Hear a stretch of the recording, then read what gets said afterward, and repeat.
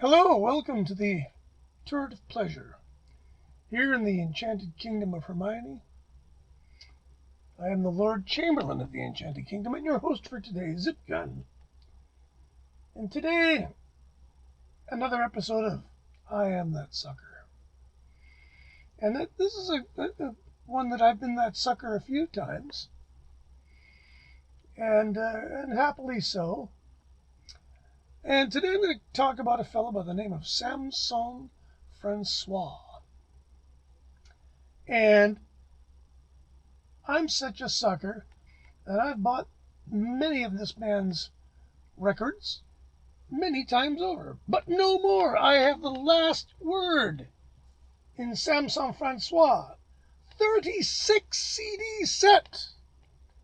Everything the man committed to tape in a career spanning 30 years. When did he stop recording? 68. Now, I had previously bought many other box sets of Mr. Francois' work. He was a specialist in Chopin, Ravel, Debussy. Did some Bach, did some Bartok, did some Ravel. Hindemith, Liszt, Mendelssohn, Mozart, Prokofiev, did some Scriabin. That's interesting. And tantalizingly, he did his own piano concerto. And he did some jazz music for movies. Anyway, this is pretty bare bones. There you go, right? And everything comes in individual little sleeves. Really not much to it. Disc number tells you what you got. I can live with this because the booklet is pretty decently sized. I think is it in 3 languages? Yeah. Lots of good pictures, lots of detail about when and where the stuff is from. So the real record nuts that satisfies us. And but the thing that impressed me was I bought this back, I believe it was in 2010. Only 10 years ago now. And this was the sort of golden age of the CD reissues. When the record labels finally went, well, we've probably got, the window is closing to sell this stuff one last once. So I had bought several box sets of Francois' music. Here we are. CD 27. Concerto for Piano and Orchestra by Francois. And then Bala pour un voyou. I can't read this. Voyou. Music original du film. So there's a couple of cute little teasers, 24-minute long Concerto for Piano and Orchestra, which sounds exactly what you would expect something to sound like, written by a bravura French pianist. As a pianist, he was really interesting. He was an old school, virtuoso. Played everything. He played stuff his way, and I like that because a lot of the pianists nowadays, I should say, there's no real characters anymore. There's no Glenn Goulds. There's no Samson Francois. Samson himself was a bit of a wild child. He lived quite an extravagant lifestyle. He liked to drink and smoke and party and hang out in smoky jazz clubs. And he died young. He died in 1970. Had a heart attack on stage, I think in 68. Did most of this recording is from the 50s and 60s. Some of it is in mono. The sound is all pretty good. It's all a little bit here and there. French EMI, Pathé Marconi recordings from all over the place.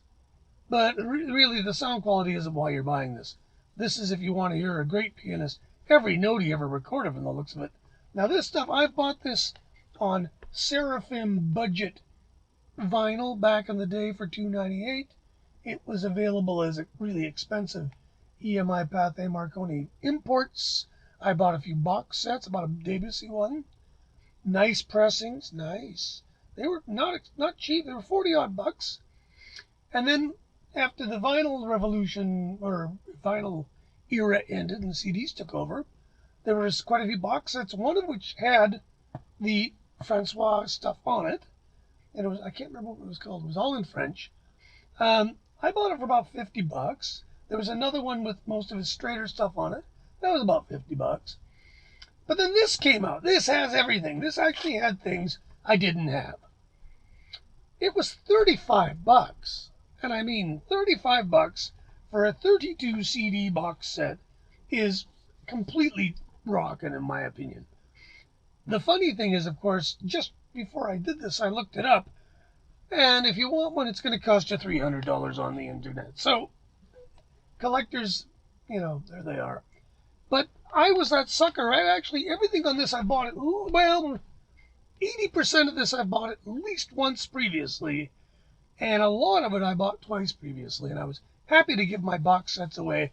Funnily enough, the box set, the French one, I saw that on the internet for about 500 bucks, but then when this came out, suddenly it was available for 30 bucks. So just in case you think, oh, I got something that's worth money, it's sort of ephemeral. But what you do have here for $30, I got an amazing. I don't think I've listened to everything on this from this issue. It's all been remastered. Sounds as good as it's going to sound. If you like classical piano, particularly French repertoire, you cannot go wrong with this guy.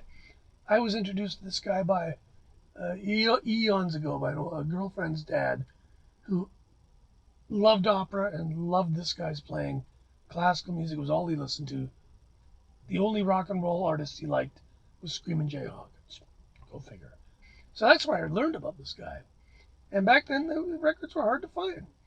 They were here and there and scattered. Mercifully, he always recorded for EMI. So it's all here. So there you go.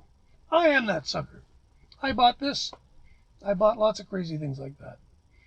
And no shame, I'm happy to play it all the time now. Anyways, I guess that's all I'm going to say about that. I can't go into too much detail, other than to say it's all dandy. And if you find one for $30, buy it. Take care. It's not looking good for these folks in the Titanic. Look after each other and stay safe. Talk to you later.